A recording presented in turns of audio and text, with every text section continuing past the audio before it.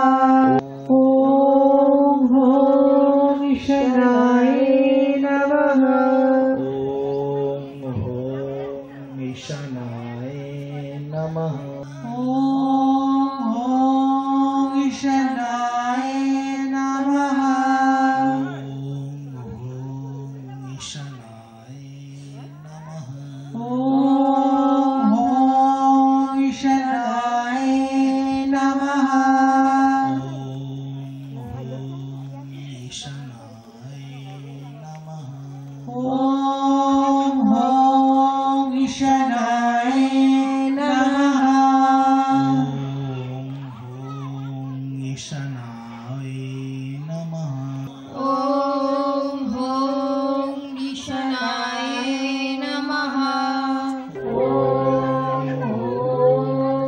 ईशानाय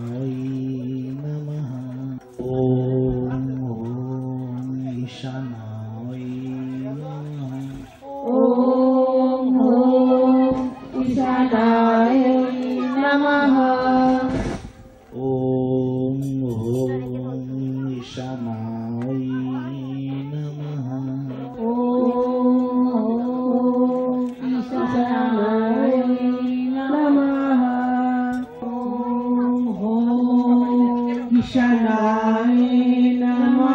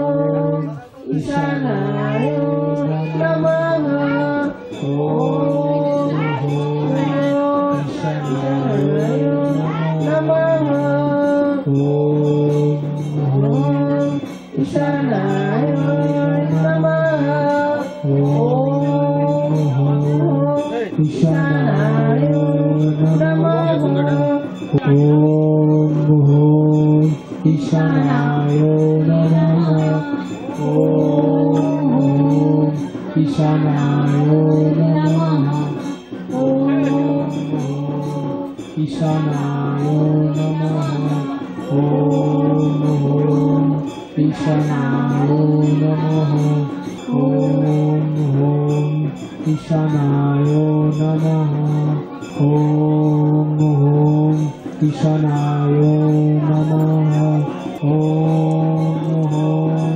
ईशानाय नमः